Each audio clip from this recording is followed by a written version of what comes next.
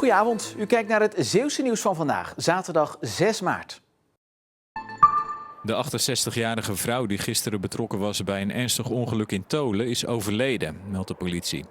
De vrouw werd gisterochtend bij het oversteken van een kruising aangereden door een afslaande vuilniswagen. Ze werd met ernstig letsel overgebracht naar het ziekenhuis in Rotterdam. Daar is ze komen te overlijden.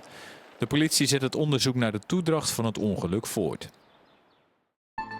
Hier in Scharendijke is de eerste coronabesmetting van Zeeland vastgesteld. Het nieuws exact 1 jaar geleden. Want toen werd bij een vrouw uit Scharendijke de ziekte vastgesteld. Zeker een veel bewogen jaar voor de GGD. Maar niet alleen voor de GGD, eigenlijk voor de hele wereldbevolking kun je wel zeggen. Maar voor de GGD was het ook een heel bewogen jaar.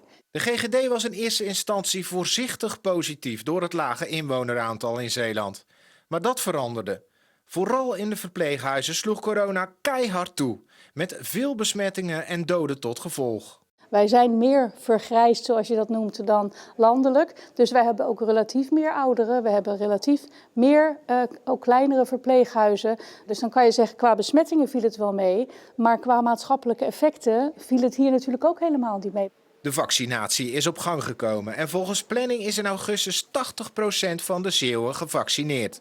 Maar volgens de GGD is daarnaast aandacht voor preventie ontzettend belangrijk om corona achter ons te laten. Als je kijkt wat er in de maatschappij wordt uitgegeven aan preventie en je zet dat af tegen wat er uitgegeven wordt aan zorg, ja, dan is het hoog nodig dat we daar een omslag in gaan krijgen. CDA-kamerlid Joba van den Berg op werkbezoek in haar eigen Goes bij het Hand- en Polscentrum. En die gooi je in de warmwaterbak. En dan kan je mooi op maat een proefmodel maken. En wat ik extra leuk vind is dat dit specialisme hier in Zeeland is ontstaan en het tussen 6 vestigingen heeft in Nederland. Afgelopen 4 jaar was medische zorg een belangrijk thema in haar portefeuille. Voor de komende verkiezingen staat ze als 16e op de lijst en stiekem gaat ze al uit van een tweede termijn in de Kamer. Het compensatiepakket voor de marinierskazerne is een van de Zeeuwse onderwerpen waar ze zich bezig mee wil houden. Want het is heel mooi en heel snel op papier gezet. Maar nu gaat het erom dat het ook wordt uitgevoerd. Het tweede is van hoe we de Westerschelde-tunnel tolvrij kunnen maken.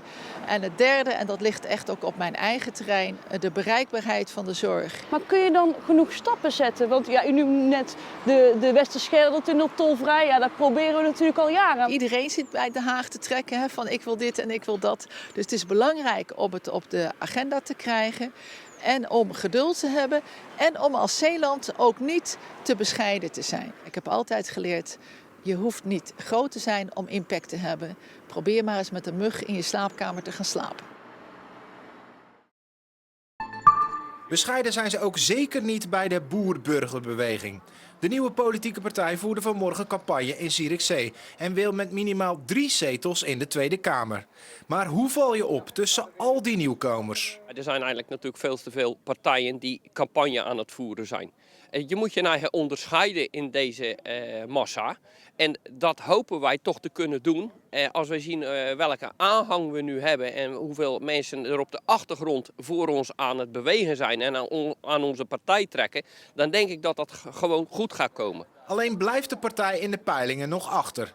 In de laatste haalt boer-burgerbeweging niet 1 zetel. Peilingen, dat is een heel politiek steekspel.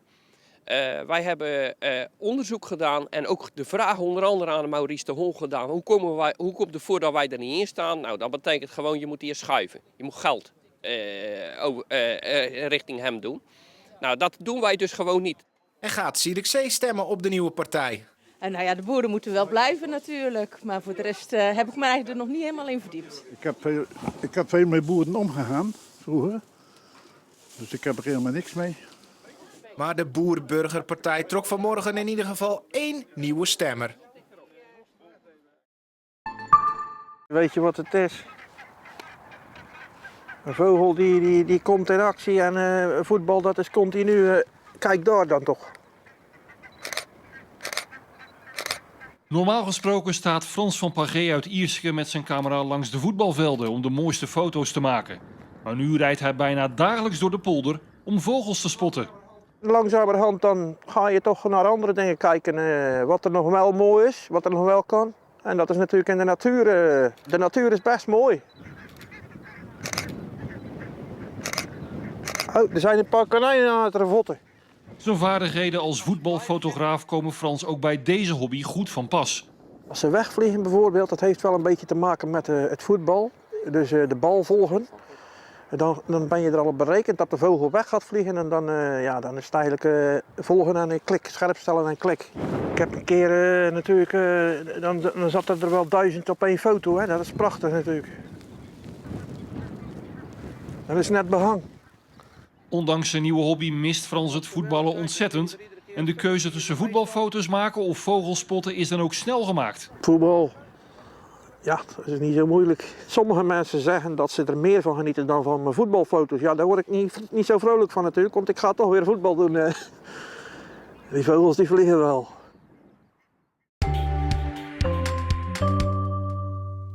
Precies dit weekend is het mooiste weer van de week, want het is de meeste tijd flink zonnig. En de koude wind van gisteren is ook verdwenen. Wel waren er vooral op Schouwen en Tolen soms wat meer wolkenvelden. En morgen wordt dat ook iets meer. Wel wordt het vannacht weer koud met minimumtemperaturen van -1 tot lokaal rond -3, terwijl +2 of +3 nu gemiddeld is. De kans op mistbanken is ook iets groter en dan kan dan ook op bruggen en viaducten aanvriezende mist voorkomen. Lokaal kan het dus glad zijn in de vroege uren en het is koud. Verder is het opnieuw meest zonnig door een hoge drukgebied tussen Engeland en Nederland. Soms zijn er dus wat meer wolkenvelden die met een zwakke tot matige noordenwind naar ons toe proberen te komen. De maximumtemperaturen zijn opnieuw 6 à 7 graden, maar in de zon is het prima. Maandag is er wat meer bewolking en een kleine storing boven Midden-Nederland zou ook bij ons een enkele bui kunnen brengen. Dinsdag, dat is een tussendag met iets meer wind, maar meestal droog weer. Daarna is het een tijdje behoorlijk onbestendig met woensdag vrij veel regen en donderdag ook veel wind. En tot zover. Hierna kunt u natuurlijk nog kijken naar Zeeland de Week. Dus graag tot zo en anders nog een fijne avond.